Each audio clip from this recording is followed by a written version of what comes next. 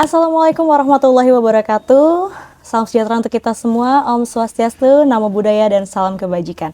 Tabi pun. Ya pun. Ya, hari ini kita berjumpa lagi, Sobat Bersinar, tentunya dalam acara Sudut Pandang, Suarakan Darurat Penyalahgunaan dan Peredaran Gelap Narkotika bersama BNN Kabupaten Tanggamus. Dan hari ini Ulfa di sini sudah kedatangan nih.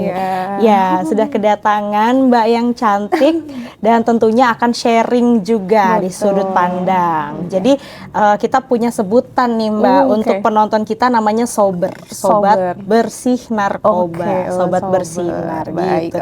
Ya, mungkin Mbak langsung menyapa Sober, langsung kenalan aja biar Sober tahu. Siap, ya. Selamat pagi teman-teman Sober semuanya. Perkenalkan, nama saya Yulinda Rahma Atika, MPSI psikolog. Saya psikolog klinis yang mungkin bertugas di Tanggamus dan ada juga yang di Bandar Lampung seperti itu Mbak Ulfa, kayak gitu. Mungkin apa sih psikolog itu gitu ya, biasanya kan kadang nggak tahu ya sobat gitu ya. Psikolog itu seperti ketika mungkin kita mengalami sebuah tertekan gitu ya, butuh pertolongan gitu, nah bisa bertemu dengan psikolog gitu Mbak Ulfa kurang lebihnya.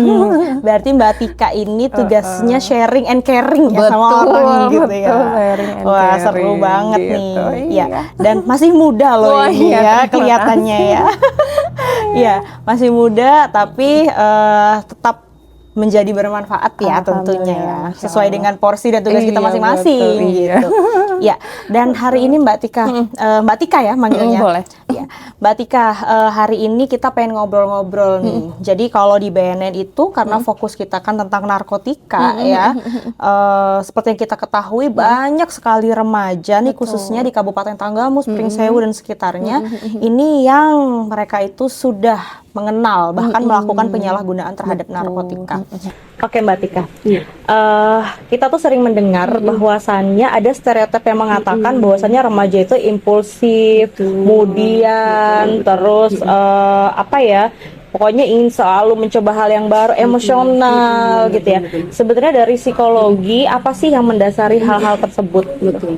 Mungkin remaja sendiri, pengertian remaja sendiri gitu ya, mungkin perubahan dari masa anak-anak menuju dewasa, tapi juga belum bisa dikatakan itu sudah dewasa gitu ya, di pertengahan kayak gitu. Nah ini biasanya usianya dari menurut WHO dan Kemenkes dari 10 tahun sampai 18 sampai 19 tahun gitu ya. Nah mungkin ini perubahannya bukan perubahannya, mungkin mencari jati diri gitu mencari jati diri dengan mencoba hal-hal baru. Mencoba hal-hal baru. Nah ini tuh memang belum secara emosi memang belum yang stabil gitu ya. Jadi memang terkadang mencoba hal baru kurang ada pengawasan, jadinya kurang tepat gitu Mbak Ulfa. Jadinya mungkin terkadang ada remaja yang sudah memakai narkoba dan lain sebagainya gitu karena memang kurang tepat penanganannya gitu. Gitu ya. Oke, jadi gitu ya. Nah kalau dari segi perkembangan otak sendiri, sebenarnya gimana sih perkembangan otak remaja itu? Gitu? Betul. Kalau untuk perkembangan otak itu ada dua gitu ya. Memang perkembangan otak itu yang pertama memang karena masih remaja, jadi ada perubahan dari anak-anak menuju dewasa, itu perkembangan otak tuh juga berubah gitu ya. Perkembangan otaknya mungkin sambungan yang memang dulu sering dipakai semakin diperkuat. Nah kemudian sambungan mungkin yang dulu anak-anak dipakai tapi nggak dipakai lagi di remaja, jadi mungkin dipangkas. Nah ada perubahan itu juga, kemudian perubahan otak juga, kemudian perubahan hormon juga ternyata gitu ya. Jadi kompleks ya. Kompleks, ada perubahan hormon. Jadi memang mungkin ada kebingungan juga mungkin ya. Jadinya betul. Seperti apa kayak gitu. Jadi mungkin dalam pemutusan permasalahan atau memilih sesuatu itu terkadang memang karena emosi gitu ya, bukan secara logis, sehingga itu yang bisa dikatakan otak itu impulsif gitu ya, tergesa-gesa, pengennya ini cepat kayak gitu karena yaitu masih dipenuhi perasaan gitu ya, merasa emosi. Nah kemudian ada dua juga nih, dari sistem limbik dan dari prefrontal cortex Oke, gitu. dalam otak manusia Dalam tuh otak ya. itu, dalam pemikiran, pemecahan masalah kayak gitu. Untuk mungkin kalau sistem limbik ini sudah mulai matang itu, atau mungkin sudah mulai berkembang itu dari usia kita di hamil gitu, bukan maksudnya Oh, usia di dalam kandungan di ya, dalam selama kandungan gitu ya, ibu mengandung. Nah itu usia 6 minggu itu sudah mulai matang nih sistem limbiknya. Nah, tapi berbanding terbalik dengan prefrontal cortex gitu ya, PVC-nya baru matang itu pada usia 25 tahun gitu. Akibatnya mungkin ketika remaja ini sistem limbiknya sudah memang sudah ada, tapi prefrontal cortex-nya belum secara berkembang dengan baik, jadinya yaitu pemutusan masalah yang belum berpikir secara logis, atau mungkin melihat risiko jangka panjangnya seperti apa. Jadi belum sampai ke sana gitu. Ya. Sedangkan remaja itu sendiri rentang usianya dari 10 tahun sampai 19 tahun. 10 tahun sampai dengan 19 tahun. Jadi ya bener dong ya, maksudnya pantas gitu. Kalau remaja itu biasanya disebutnya impulsif, terus pengambilan keputusannya tergesa-gesa gitu, karena dari sistem otaknya pun bagian PVC-nya atau versinya itu pada 25 tahun ya baru matang gitu ya. Padahal bagian itu adalah bagian untuk menentukan pengambilan keputusan juga salah satunya seperti itu, melihat menimbang-nimbang gitu. Ini bisa dilakukan apa enggak gitu. Iya, betul. Nah, jadi untuk orang tua dan juga sobat bersinar nih yang masih remaja nih, kalau di rumah kalau misalkan ada permasalahan, ingin melakukan sesuatu, lebih baik cerita dulu ya. Gitu. Ke orang tua atau ke orang yang lebih dewasa ya dalam keluarga gitu, sehingga bisa diberikan apa ya, masukan gitu ya. Betul sekali. Ya. Jadi nih Mbak Tika, kami di BNN ini sering sekali menemukan, bahkan pada tahun 2026 ini kita juga sudah merehabilitasi kurang lebih 70 orang siswa SMP ya, yang kalau kita bilang SMP ini kan masuk masa remaja tadi kan, SMP ini kan dari rentang mungkin 12 ya 13, sampai 12, 13, 14 tahun lah ya gitu. Nah itu banyak sekali yang sudah menyalahgunakan narkotika. Sebenarnya ada hubungannya nggak sih Mbak Tika, penyalahgunaan narkotika dengan perkembangan otak dan juga mental dari seorang remaja tadi? Nah mungkin itu bisa menjadi satu kesinambungan gitu ya, masih satu semuanya kayak gitu, bisa jadi juga ada faktor itu gitu ya, karena pertama mungkin masa remaja itu masih masa yang pengen mencoba hal baru gitu, penasaran gitu ya, jadi mungkin belum pernah nih lihat bentuk narkoba ini seperti apa, dia cari gitu, tapi tanpa pengawasan dan mungkin nggak tanya ini buat apa kayak gitu ya, jadinya salah penggunaan juga yang akhirnya mungkin dari penasaran akhirnya dia menyesal juga, mungkin mencoba terus akhirnya menyesal itu gitu. Atau mungkin bisa kali ya dari pertemanan sebaya betul, gitu, dari teman sebaya juga gitu, kadang mungkin udah mau masuk contohnya mungkin dari sistem limbiknya, kalau nggak aku ikut ini nanti nggak masuk geng ini kayak gitu, sama teman sebayanya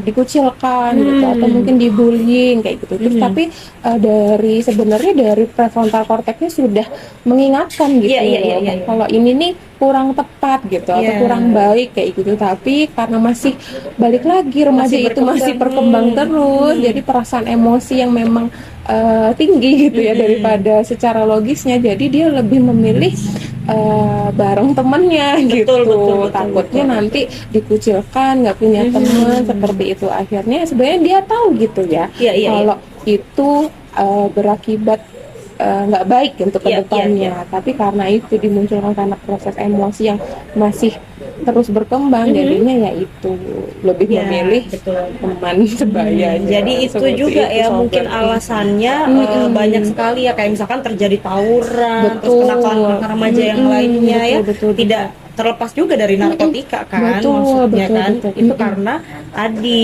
ya karena memang sistem otaknya masih berkembang, sehingga yang lebih didahulukan adalah emosinya Iya, dan benar. keinginannya kan, pengen bareng teman, pengen ya. apa masih coba ini coba itu begitu, betul. sobat bersinar. Jadi hati-hati nih yang punya anak hati-hati, remaja teman, di ya. rumah gitu ya.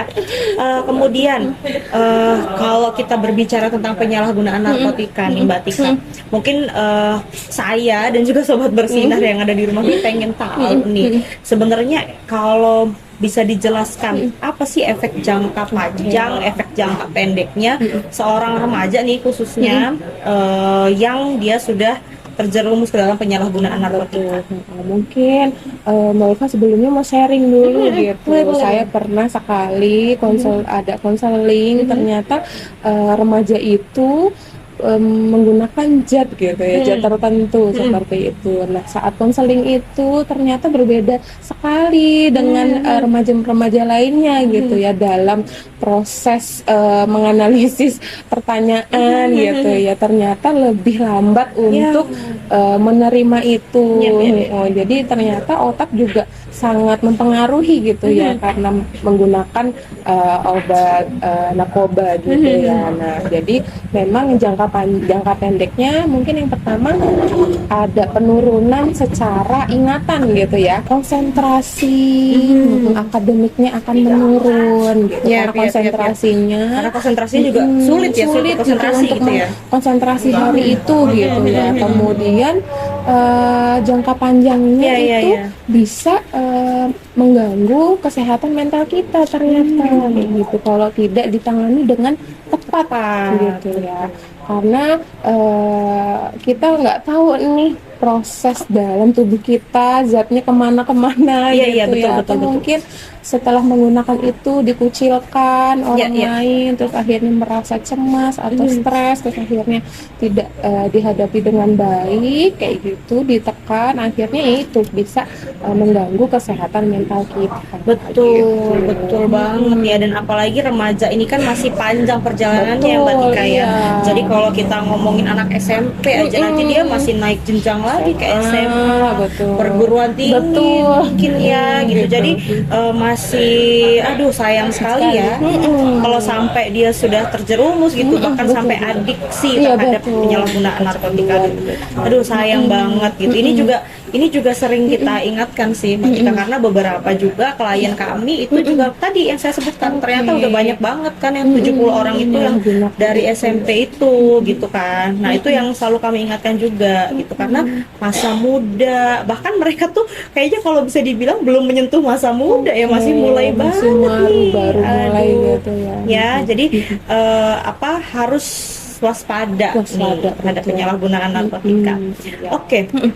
Selanjutnya nih Mbak Tika, jadi tadi kan kita udah berbicara nih, ternyata remaja itu mungkin dia dari coba-coba, terus dari lingkungan teman sebayanya gitu yang mengajak ya mencoba menggunakan narkotika.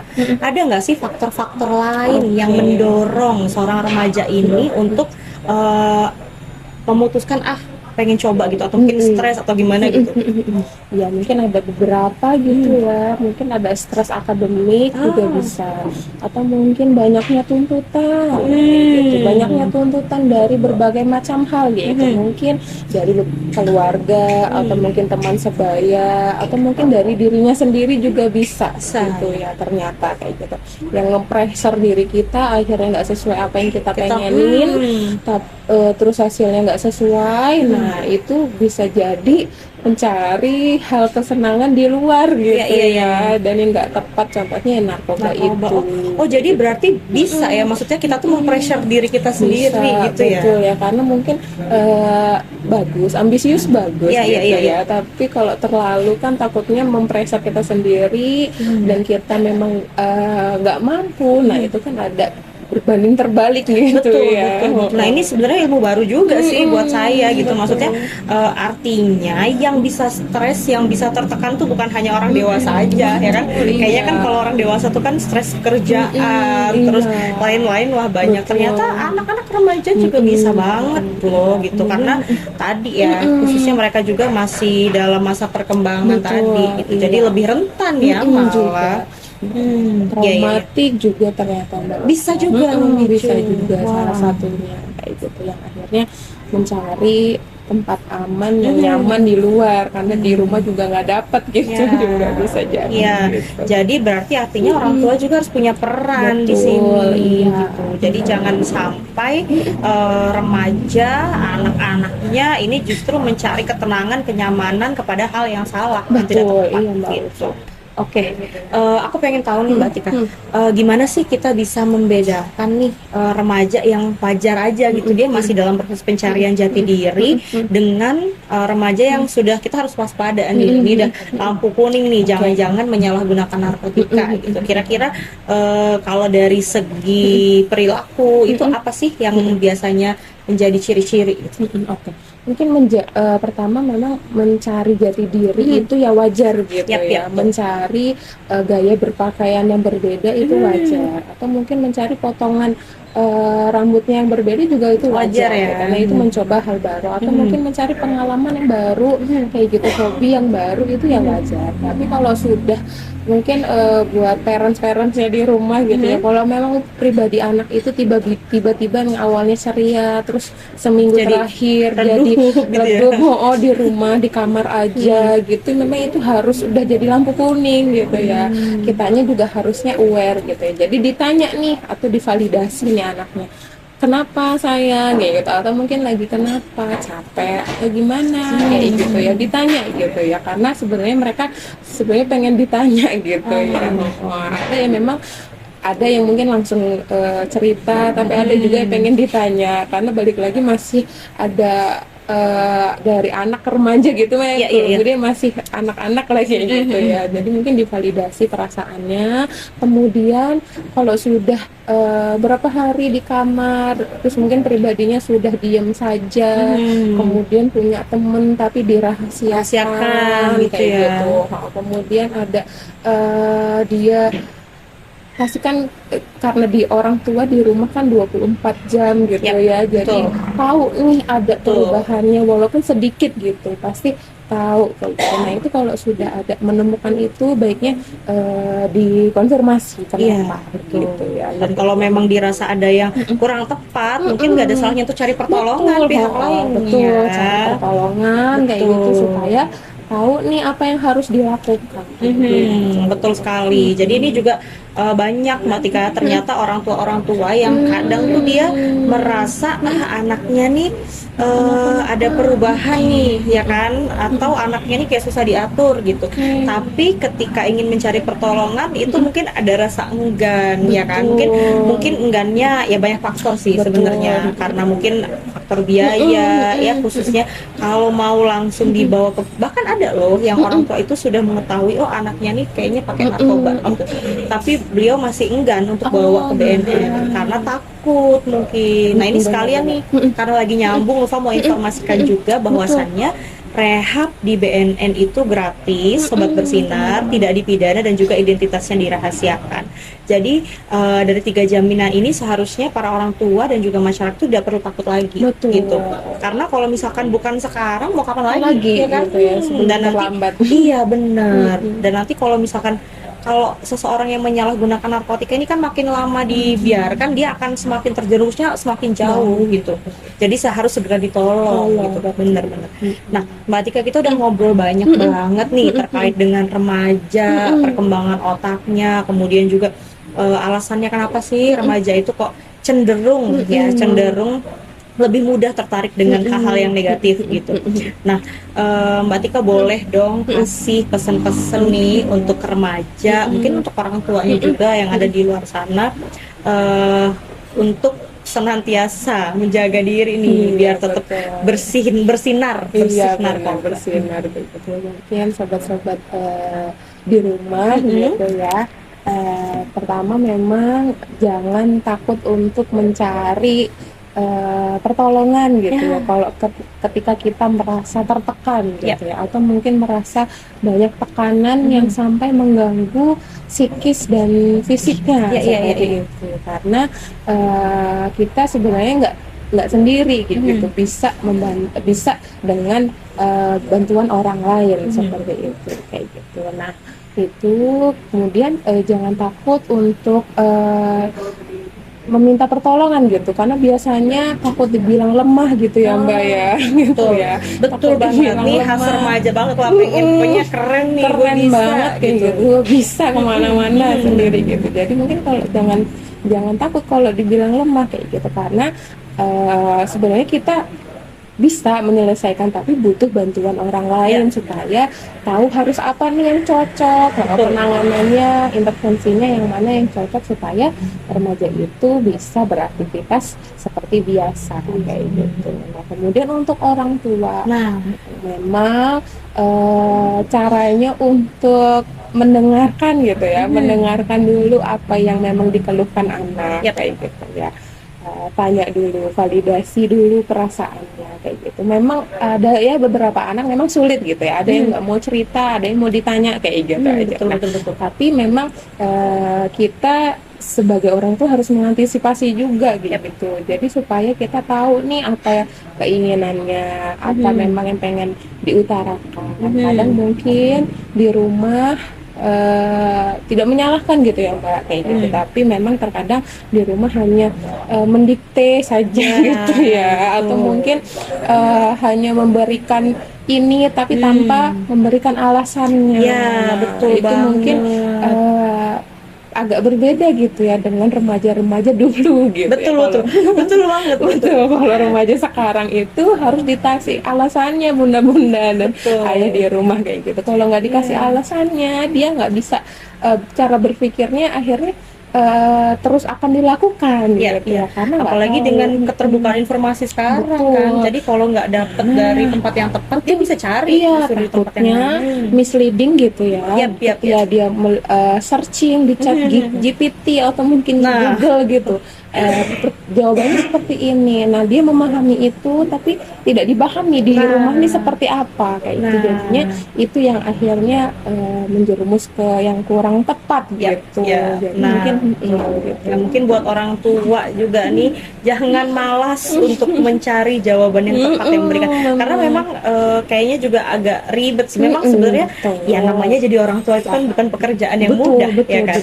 Tapi memang demi anak sendiri ya gitu, memang harus melakukan yang terbaik gitu. Mungkin kalau belum bisa memberikan jawaban yang tepat sekarang, mungkin bisa dipending dulu kali ya. Oh iya, nanti ya tunggu nih baru dicari jawabannya dulu.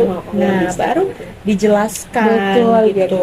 Karena tadi benar kata Mbak Tika, kalau mereka nggak anak-anak muda zaman sekarang ini beda sama zaman dulu. Kayaknya kalau zaman dulu mungkin zaman ibu kita gitu ya. Kayaknya kalau dikasih tahu jangan makan di depan pintu gitu kan, nggak boleh pamali gitu kan. Udah dengan cukup kata pamali aja mereka akan nurut gitu. Kalau zaman sekarang, kenapa bisa? Kenapa? Gimana? Emang kenapa? Kenapa nggak boleh gitu kan? Ya, jadi harus semangat buat para orang tua dan remaja-remaja juga harus taat gitu ya. Kalau misalnya orang tua memberikan kata pesan kayak gitu, supaya ya itu pasti ada artinya kayak gitu. Karena menurut orang tua kurang baik, jadi untuk anaknya juga kurang tepat, sehingga ya akhirnya tidak memperbolehkan itu. Gitu. Jadi memang demi keharmonisan dan demi masa depan remaja, karena kita ini kan katanya 2045 tuh Indonesia emas gitu kan. Makanya kita harus edukasi nih Mbak Tika, jangan sampai jadi Indonesia cemas karena kebanyakan pakai narkoba. Benar sekali. Ya, nih untuk para remaja intinya perbanyak prestasi, perbanyak produktivitas. Kalau ada yang ingin ditanyakan, di-sharing, kalau butuh bantuan, merasa berat harinya, itu silakan cerita. Mungkin terdekat ke orang tua, atau mungkin kalau sudah memang membutuhkan pertolongan profesional mungkin seperti psikolog, ya silakan sampaikan juga ke orang tuanya untuk datang ke psikolog. Seperti itu. Iya, benar sekali, Mbak. Wah, ini hari liburnya, weekendnya Sobat Bersinar nih bermanfaat banget nih karena mendengarkan obrolan kita. Ya, dan semoga apa yang disampaikan oleh Mbak Tika dan juga obrolan kita yang singkat ini bisa bermanfaat. Amin. Mungkin karena kita sudah di ujung-ujung nih, saya ingin mengucapkan terima kasih Iya, juga terima sudah kasih. mampir ke Iya. sudut pandang dan semoga kita diberikan kesehatan Amin. biar kita nanti bisa ngobrol-ngobrol lagi tentunya dengan topik Iya, yang boleh lain. sekali. Gitu. Oke, teman-teman. Dan Sobat Bersinar, terima kasih sudah berpartisipasi dan juga sudah menonton. Untuk yang mau bertanya, kami persilahkan untuk bertanya di kolom komentar yang ada di bawah. Dan jika ingin bertanya hal-hal yang lebih personal, kami ada call center di 0811 729 3500, call center BNN Kabupaten Tanggamus. Saya akhiri, wassalamualaikum warahmatullahi wabarakatuh. Tabi pun.